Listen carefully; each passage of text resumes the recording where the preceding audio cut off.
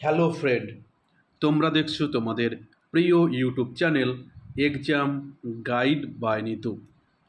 বন্ধুরা, তোমরা যারা এসএসসি এমটিএস পরীক্ষা দেবে, তোমাদের সুবিধার্থেই আমি 2023 সালে এসএসসি এমটিএস পরীক্ষায় এসে যাওয়া প্রশ্নগুলো নিয়ে এই বিশেষ ক্লাস করাচ্ছি। আজকে আমি করব 60 নম্বর ক্লাস, যেটি 4th সেপ্টেম্বর সেকেন্ড শিফটে হয়েছিল। তোমরা যারা এসএসসি পরীক্ষা দেবে, তো দেখো এসএসসি কিন্তু তোমাদের 2024 সালের যে পরীক্ষা হবে তার কিন্তু সম্ভাব্য তারিখ ঘোষণা করে দিয়েছে। তো আমাদের হাতে মাত্র আর 40 দিনের মতন সময় আছে। তো এই 40 দিন আমাদের একটু ভালো করে তৈরি করতে হবে, যাতে আমরা এই পরীক্ষাটা ক্র্যাক করতে পারি।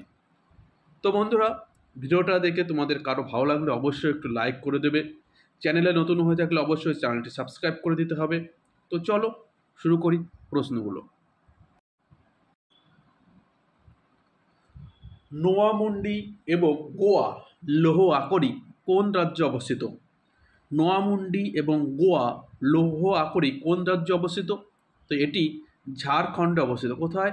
ঝাড়খণ্ড রাজ্যে এই লৌহ আকরিগুলো অবস্থিত। একটি অর্থ বছর বলতে কি বোঝায়? অর্থ বছর বলতে কি বোঝানো হয়? তো দেখো, সঠিক উত্তর হয়ে যাবে, একটি অর্থ বছর হলো এক বছরের সময়কাল যা কোম্পানি এবং সরকার আর্থিক পরিকল্পনা এবং বাজেটের জন্য ব্যবহার করে। তো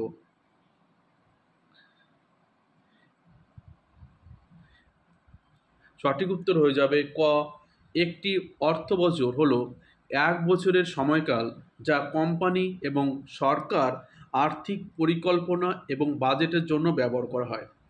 ভারতের আর্থিক বছর শুরু হয় 1 এপ্রিল থেকে 31 ডিসেম্বর মার্চ পর্যন্ত। ঠিক আছে, 31 মার্চ পর্যন্ত। 1 এপ্রিল থেকে 31 মার্চ পর্যন্ত ভারতের অর্থ বছর শুরু হয়। সংবিধানে যেটা সংবিধান তপশিলি জাতি এবং উপজাতি অর্ডার নম্বর দ্বিতীয় সংশোধন বিল ডিসেম্বর 2022-এ সংসদে পাশ হয়েছিল। এটি কোন রাজ্যের সাথে সম্পর্কিত? সংবিধানে তপশিলি জাতি ও উপজাতি যে অর্ডার দ্বিতীয় সংশোধন বিল ডিসেম্বর 2022-এ সংসদে পাশ হয়েছিল, এটি কোন রাজ্যের সাথে সম্পর্কিত? এটা কিন্তু উত্তরপ্রদেশের সঙ্গে সম্পর্কিত। ঠিক আছে, এটি উত্তরপ্রদেশের সঙ্গে সম্পর্কিত। পরবর্তী প্রশ্ন, সেই কুচিপুড়ি নৃত্যশিল্পীকে খুঁজে বের করো যিনি 2022 সালে পদ্মশ্রী পুরস্কার পেয়েছিলেন। তো তিনি হলেন পদ্মজা রেড্ডি। পদ্মজা রেড্ডি তিনি একজন কুচিপুড়ি নৃত্যশিল্পী যিনি 2022 সালে ভারত সরকার দ্বারা পদ্মশ্রী পুরস্কার পেয়েছিলেন। কুচিপুড়ি ভারতের অন্ধ্রপ্রদেশের একটি শাস্ত্রীয় নৃত্য। ঠিক আছে, ভারতের অন্ধ্রপ্রদেশের একটি শাস্ত্রীয় নৃত্য এই কুচিপুড়ি নৃত্য।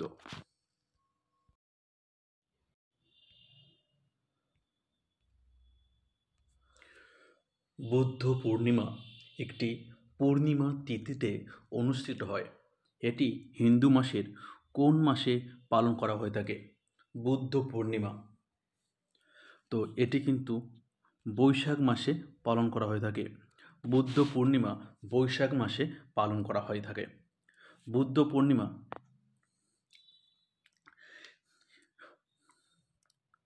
এটি গৌতম বুদ্ধের জন্মতিথি উপলক্ষে কিন্তু করা হয়ে থাকে। গৌতম বুদ্ধ যিনি 563 খ্রিস্টপূর্বাব্দে বা মতান্তরে 566 খ্রিস্টপূর্বাব্দে নেপালের কপিলাবস্তুতে কিন্তু জন্মগ্রহণ করেন। ঠিক আছে, তো এই বুদ্ধ পূর্ণিমা বুদ্ধদেবের আবির্ভাব তিথি উপলক্ষে পালন করা হয়ে থাকে। নিম্নলিখিত কোন ভাষাটি আফগানিস্তানের সরকারি ভাষা? নিচের কোন ভাষাটি আফগানিস্তানের সরকারি ভাষা? তো সঠিক উত্তর হবে দারি। দারি আফগানিস্তানের সরকারি ভাষা। এছাড়াও যদি দেখি, উর্দু পাকিস্তানের জাতীয় ভাষা, সিংহলি এবং তামিল শ্রীলঙ্কার সরকারি ভাষা, নেপালের সরকারি ভাষা নেপালি, ভুটানের সরকারি ভাষা জোংথা, বাংলাদেশের জাতীয় ভাষা বাংলা এবং মালদ্বীপের সরকারি ভাষা হলো দ্বিবেহী। ঠিক আছে, চলো নেক্সট। 1927 সালে মন্দিরে প্রবেশের জন্য আন্দোলন করেছিলেন কে? 1927 সালে মন্দিরে প্রবেশের জন্য আন্দোলন করেছিলেন? তো তিনি হলেন ভীমরাও আম্বেদকর বা B.R. আম্বেদকর। B.R. আম্বেদকর 1927 সালে মন্দিরে প্রবেশের জন্য আন্দোলন করেছিলেন। ভারতের সংবিধানের জনক বলা হয় doctor B.R. আম্বেদকরকে। Doctor B.R. Ambedkar, যাকে ভারতের সংবিধানের জনক বলা হয়। কোন রাজ্যে গোবিন্দ সাগর বা ভাকরানাঙ্গাল প্রজেক্ট অবস্থিত? তো সঠিক উত্তর কী হবে? সঠিক উত্তর হবে হিমাচল প্রদেশে। হিমাচল প্রদেশে গোবিন্দ সাগর বা ভাকরানাঙ্গাল প্রজেক্ট অবস্থিত। দেখো, গোবিন্দ সাগর হ্রদ ভারতের হিমাচল প্রদেশের উনা এবং বিলাসপুর জেলায় অবস্থিত একটি জলাধার। এই জলাধারটি সতলুজ নদীর তীরে অবস্থিত এবং দশম সিং গুরু গোবিন্দ সিংয়ের সম্মানে এই নামকরণ করা হয়েছে। ঠিক আছে। পণ্ডিত রবিশঙ্কর, যিনি সারা বিশ্বে একজন বাদ্যযন্ত্র শিল্পী হিসাবে বিশেষ পরিচিতি লাভ করেছেন, তিনি কোন বাদ্যযন্ত্রের সঙ্গে যুক্ত? পণ্ডিত রবিশঙ্কর। তো পণ্ডিত রবিশঙ্কর একজন সেতার বাদ্যযন্ত্রবাদক। সেতার বাদ্যযন্ত্রবাদক হলেন পণ্ডিত রবিশঙ্কর। পরবর্তী প্রশ্ন, আরব সাগর নিচের কোন মহাসাগরে অবস্থিত? আরব সাগর অবস্থিত ভারত মহাসাগরে। তো আরব সাগর এবং বঙ্গোপসাগর এই দুটো সাগরই কিন্তু ভারত মহাসাগরের অন্তর্গত। ঠিক আছে, অবস্থান করছে। তো আরব সাগর এবং বঙ্গোপসাগর দুটো সাগরই কিন্তু ভারত মহাসাগরে অবস্থান করছে। পরবর্তী প্রশ্ন, নিচের কোনটি ভারতের ক্ষুদ্র ঋণ প্রতিষ্ঠানের একটি লক্ষ্যমাত্রা? তো নিচে ভারতের ক্ষুদ্র ঋণ প্রতিষ্ঠানের একটি লক্ষ্যমাত্রা হলো গ্রামীণ এলাকার প্রচার। দেখো, এই ভারতের ক্ষুদ্র ঋণ প্রতিষ্ঠান যেটি ছোট ব্যবসায়ী এবং গ্রামীণ অঞ্চলে বসবাসকারী নিম্নবিত্ত ফ্যামিলিদের কিন্তু ঋণ দিয়ে থাকে। তো এদের লক্ষ্যমাত্রা কিন্তু এই গ্রামীণ এলাকায় প্রচার করা। শম্ভু মহারাজ, তিনি কত্থকের কোন ঘরানার একজন গুরু ছিলেন? শম্ভু মহারাজ। তো শম্ভু মহারাজ কিন্তু লখনৌ ঘরানার একজন শিল্পী ছিলেন। কত্থক নৃত্যের লখনৌ ঘরানার একজন গুরু পণ্ডিত শম্ভু মহারাজ। তো কত্থক ভারতের কোন রাজ্যের একটি শাস্ত্রীয় নৃত্য? তো ভারতের উত্তরপ্রদেশ রাজ্যের একটি শাস্ত্রীয় নৃত্য এই কত্থক। তো এই কত্থক নাচের একটি ঘরানার নাম হচ্ছে লখনৌ। বৌদ্ধ ধর্মের সময় অনুযায়ী কোনটি সবথেকে পুরনো স্তূপ? বৌদ্ধ ধর্মের সবথেকে পুরনো স্তূপের নাম কি? তো সঠিক উত্তর কী হবে? সাঁচি স্তূপ। সাঁচি স্তূপ বৌদ্ধ ধর্মের সবথেকে পুরনো স্তূপ। বলেছে দেখো, সাঁচির মহান স্তূপ হলো প্রাচীনতম কাঠামো এবং এটি মূলত খ্রিস্টপূর্ব 3য় শতাব্দীতে মৌর্য সাম্রাজ্যের মহান সম্রাট অশোক দ্বারা চালু করা হয়েছিল। ভারতীয় সাংস্কৃতিক ঐতিহ্যের গুরুত্ব বোঝাতে 200 টাকার ভারতীয় মুদ্রার নোটের বিপরীতে সাঁচি স্তূপ চিত্রিত করা হয়েছে। তো ভারতের যে নতুন 200 টাকার বিপরীতে কিন্তু এই সাঁচি স্তূপ চিত্রিত করা হয়েছে। আর এই সাঁচি স্তূপ নির্মাণ করেছিলেন কে? মৌর্য সম্রাট অশোক। এটি বর্তমানে কোথায় অবস্থিত? তো এই সাঁচি স্তূপ কিন্তু মধ্যপ্রদেশে অবস্থিত। ভারতের মধ্যপ্রদেশে কিন্তু অবস্থিত। ঠিক আছে, চলো নেক্সট। কে সংসদের উভয় কক্ষেরই নির্বাচন প্রক্রিয়া করেন? নির্বাচন প্রক্রিয়া সম্পন্ন করেন। ঠিক আছে, কে সংসদের উভয় কক্ষেরই নির্বাচন প্রক্রিয়া সম্পন্ন করে? সংসদের উভয় পক্ষ লোকসভা এবং রাজ্যসভা, ঠিক আছে, লোকসভা এবং রাজ্যসভা। ভারতীয় সংসদ দুটি কক্ষে বিভক্ত, একটি লোকসভা, অপরটি রাজ্যসভা। তো এই লোকসভা এবং রাজ্যসভার নির্বাচন প্রক্রিয়া সম্পন্ন করেন কে? তো ভারতের নির্বাচন কমিশনার। ভারতের নির্বাচন কমিশনার এই সংসদের উভয় কক্ষেরই নির্বাচন প্রক্রিয়া সম্পন্ন করে থাকেন। নির্বাচন কমিশনার সংবিধানের 324 নম্বর অনুচ্ছেদ অনুসারে কাজ করে।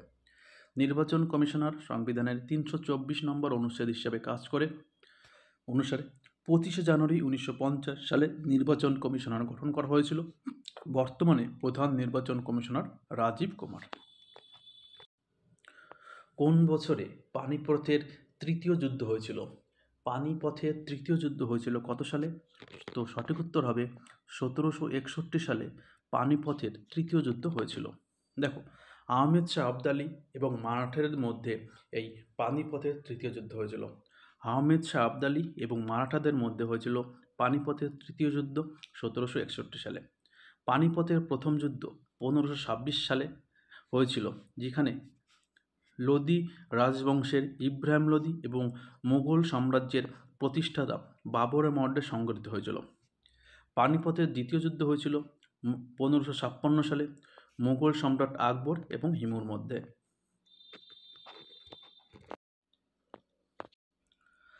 আনটাচেবল এই উপন্যাসটি কে লিখেছেন? তো এই আনটাচেবল এই উপন্যাসটি লিখেছেন মুলকরাজ আনন্দ। মুলকরাজ আনন্দের লেখা আনটাচেবল।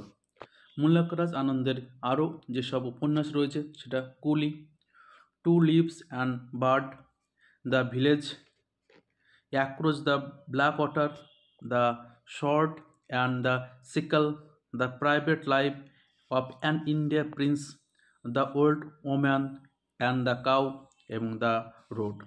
এই সমস্ত উপন্যাস কিন্তু মুলকরাজ আনন্দের লেখা। নাটওয়ারি নাটওয়ারি নৃত্যর সাথে কোন নৃত্যটি জড়িত? নাটওয়ারি নৃত্যের সঙ্গে, তো সঠিক উত্তর হবে কত্থক। কত্থক নৃত্যের সঙ্গে কিন্তু নাটওয়ারি নৃত্য সম্পর্কযুক্ত। তো দেখো, তোমাদের কিন্তু এই বিভিন্ন নৃত্য সঙ্গে যুক্ত ব্যক্তি এইসব কিন্তু আসবেই। তো এই চ্যাপ্টারগুলো একটু ভালো করে লক্ষ্য করে যাবে। ভারতের সবচেয়ে বড় hockey stadium Birsa Munda hockey stadium এটি কোন রাজ্যে অবস্থিত? ভারতের সবথেকে বড় hockey stadium Birsa Munda hockey stadium এটি ভারতের উড়িষ্যা রাজ্যে অবস্থিত। ভারতের উড়িষ্যা রাজ্যে ভারতের সবথেকে বড় hockey stadium Birsa Munda stadium অবস্থিত। রাষ্ট্র পরিচালনার নির্দেশাত্মক নীতিগুলো মূলত তিনটি বিস্তৃত ভাগে শ্রেণীবিভক্ত করা হয়েছে। নিচের কোনটি এই শ্রেণী বিভাগের অংশ নয়? দেখো, রাষ্ট্র পরিচালনার নির্দেশাত্মক নীতি যেটি সংবিধানের অনুচ্ছেদ 36 থেকে 51 এবং ভাগ 4-এ কিন্তু বলা রয়েছে। তো এখানে কিন্তু তিনটি শ্রেণীতে বিভক্ত করা আছে। একটা উদার এবং বুদ্ধিজীবী, সমাজতান্ত্রিক এবং গান্ধীবাদী। তো রাষ্ট্র পরিচালনার নির্দেশাত্মক নীতিতে এই উদার, বুদ্ধিজীবী, সমাজতান্ত্রিক এবং গান্ধীবাদী এই তিনটি ভাগে কিন্তু বিভক্ত হয়েছে। তো বিভক্ত নয় হচ্ছে বৈজ্ঞানিক চিন্তাভাবনা। এই রাষ্ট্র পরিচালনার নির্দেশাত্মক নীতিটি কিন্তু আয়ারল্যান্ডের সংবিধান থেকে নেওয়া হয়েছে। কোন দেশের? আয়ারল্যান্ডের সংবিধান থেকে নেওয়া হয়েছে। ভারত তাদের প্রথম মহিলা জুনিয়র হকি এশিয়া কাপ শিরোপা জিতেছে। নিচের কোন দেশকে পরাজিত করে ভারতের মহিলা যুব হকি দল এই এশিয়া কাপ শিরোপা জিতেছিল? তো সঠিক উত্তর হবে দক্ষিণ কোরিয়া। দক্ষিণ কোরিয়াকে পরাজিত করে কিন্তু ভারত প্রথমবারের মতো হকি জুনিয়রে প্রথম মহিলা হকি জুনিয়র এশিয়া কাপ শিরোপা জিতেছে। Sita an illustrated retailing of Ramayana এই উপন্যাসটি কে লিখেছেন? তো এই উপন্যাসটি লিখেছেন দেবদূত পট্টনায়ক। দেবদূত পট্টনায়ক লিখেছেন Sita an illustrated retailing of Ramayana. পর্যায় সারণীর গ্রুপ 1 নম্বর গ্রুপে কোন নরম ধাতুটি বাতাসের সংস্পর্শে আসার কয়েক সেকেন্ডের মধ্যেই কলঙ্কিত হয়ে যায়।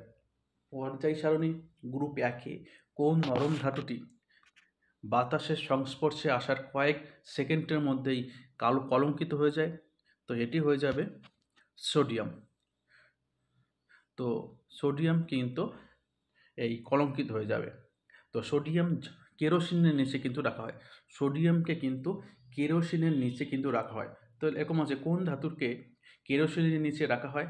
তো সঠিক উত্তর হবে সোডিয়াম। সোডিয়ামকে কিন্তু কেরোসিনের নিচে রাখা হয়। মেঘালয়ের উপজাতির কা-সাদ মাস্তীয় বা বিজয় নৃত্য হল একটি প্রাচীন যুদ্ধ নৃত্য যা কোন উপজাতির বিশিষ্ট উৎসবের সময় পরিবেশন করা হয়? তো এই কা-সাদ মাস্তীয় এটি কোন উপজাতিদের নাচ? তো এটি কিন্তু খাসি উপজাতিদের নাচ। এটা কিন্তু বিজয় নৃত্য বলা হয়। এটি খাসি উপজাতিদের বিশিষ্ট উৎসবের সময় পালন করা হয়। পুরুষদের জন্য বলের ওজন কত? পুরুষদের জন্য বলের ওজন কত? তো পুরুষদের বলের ওজন 425 গ্রাম থেকে 475 গ্রামের মধ্যে। 425 থেকে 475 গ্রামের মধ্যে এই পুরুষদের বলের ওজন।